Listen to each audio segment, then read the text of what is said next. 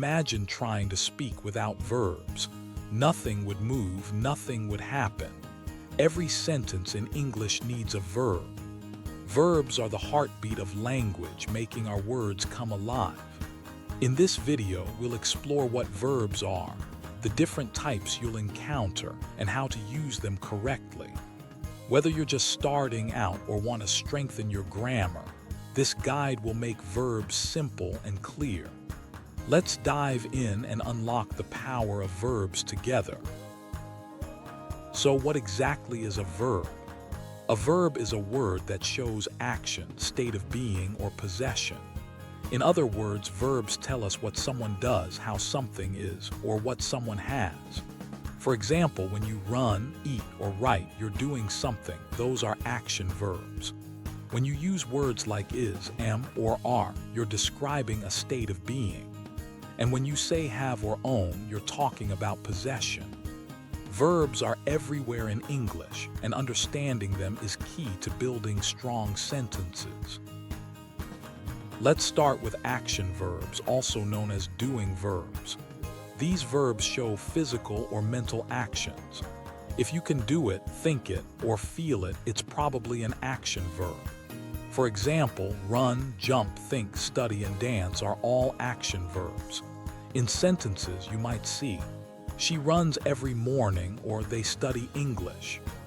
Action verbs are easy to spot because they describe something happening. They add energy and movement to your sentences, making your language lively and clear. Let's look at some examples of action verbs in real sentences. She runs every morning shows a physical action. They study English is another example where the action is mental. Action verbs can describe what you do with your body or your mind. Try to spot action verbs in your daily conversations or reading. The more you notice them, the easier it will be to use them correctly in your own sentences. Now let's talk about linking verbs. These verbs don't show action. Instead, they connect the subject of a sentence to more information about it. Common linking verbs include am, is, are, was, were, seem, become, and feel. For example, in he is happy, the verb is links the subject he to the description happy. Linking verbs help us describe states or conditions, not actions.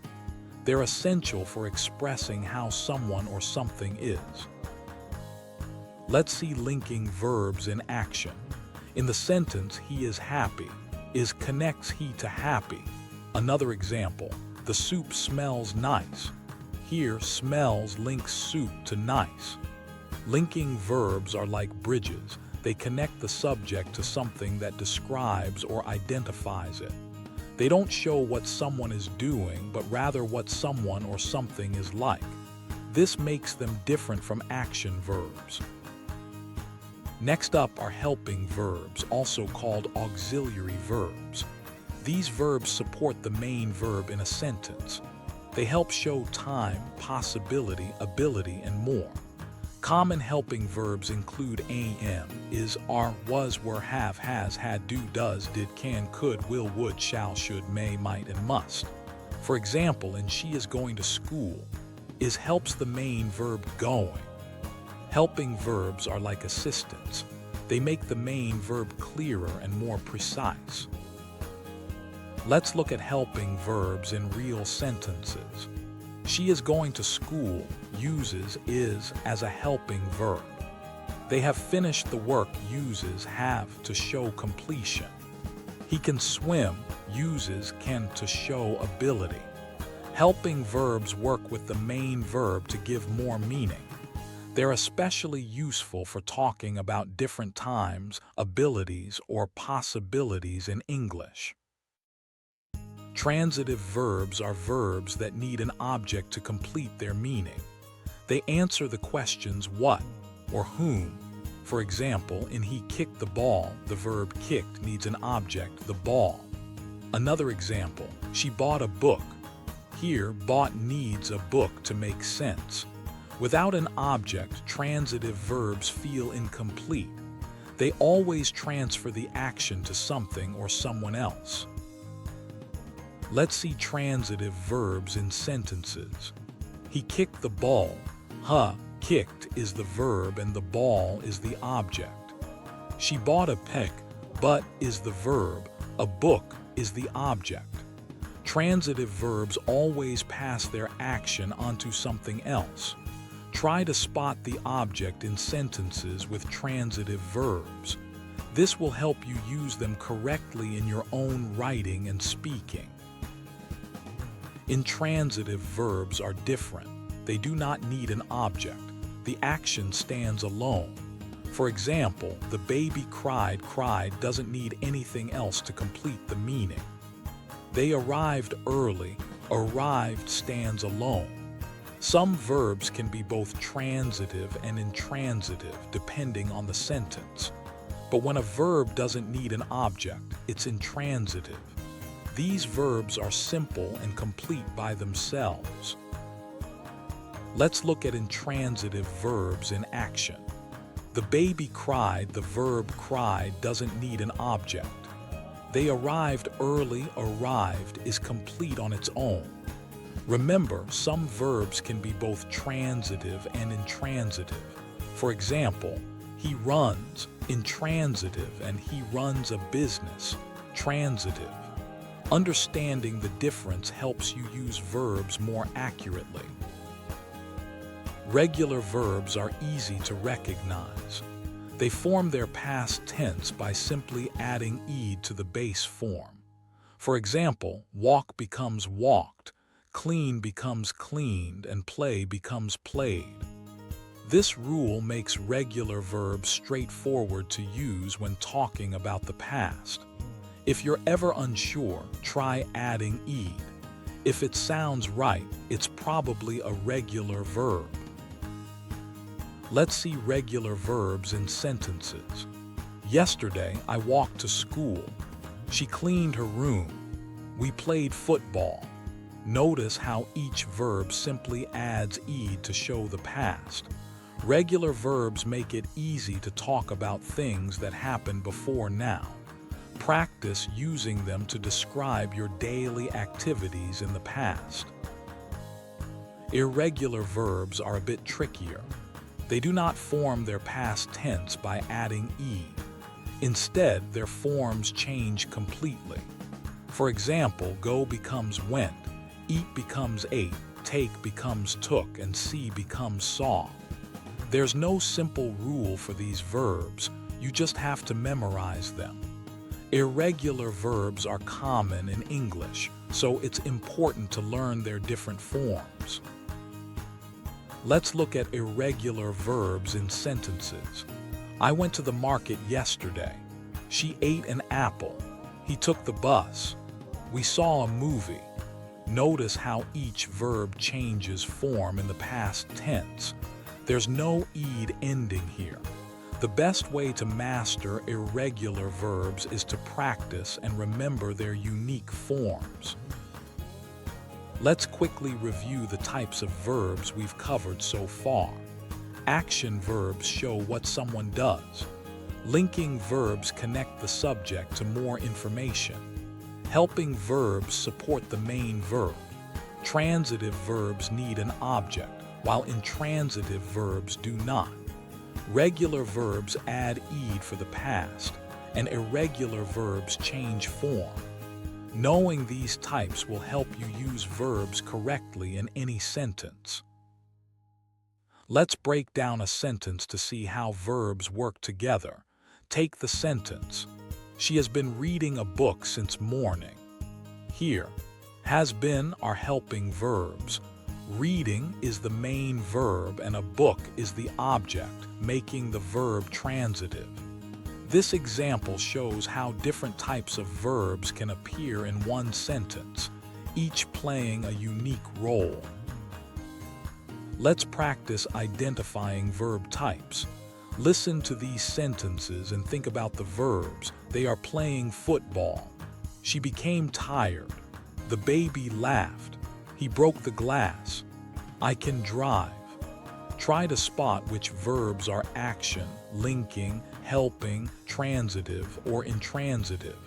Practicing this skill will help you recognize verb types quickly in real conversations. Now let's try filling in the blanks. Listen to these sentences and think about the correct verb form. They dinner together every night. Regular verb, she, a new phone yesterday. Irregular verb, the teacher the test papers. Transitive verb, this exercise will help you apply what you've learned about verb types and forms. Let's get creative. Try making your own sentence using one action verb and one helping verb. For example, I am running or she can dance. This practice helps you combine different verb types and build more complex sentences. The more you practice, the more natural using verbs will feel. It's important to know the difference between action and linking verbs. Action verbs show what someone does, like run or think. Linking verbs connect the subject to more information, like is or seem. For example, he runs fast, action versus he is fast, linking. Understanding this difference will help you choose the right verb for your sentence. Helping verbs are often used in questions. For example, do you like pizza? Or can she swim? The helping verb comes before the subject to form a question.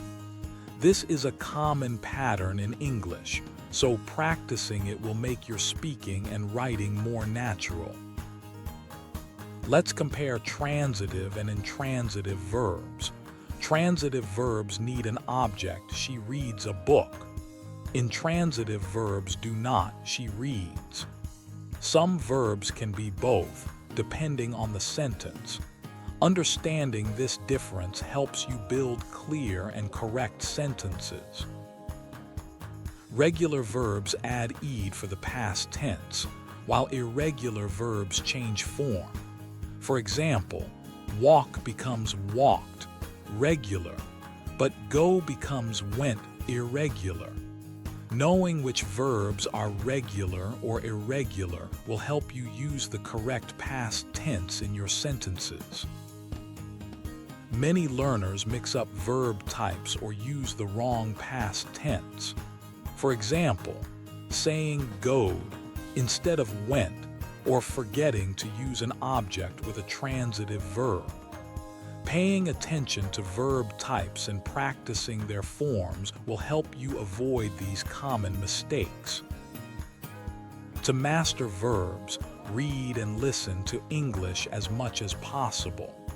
Notice how verbs are used in different sentences. Practice making your own sentences with different verb types. The more you use verbs, the more confident you'll become. Don't be afraid to make mistakes. Every error is a step toward improvement. Let's summarize what we've learned. A verb shows action, state, or possession.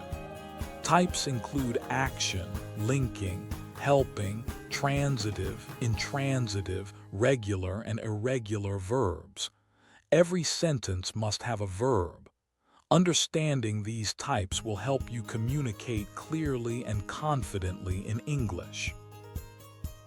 Remember, verbs are the foundation of every English sentence. Knowing the different types, action, linking, helping, transitive, intransitive, regular, and irregular, will make your grammar stronger. Practice using them in your speaking and writing, and you'll see your English improve day by day. Now that you know about verbs and their types, keep practicing.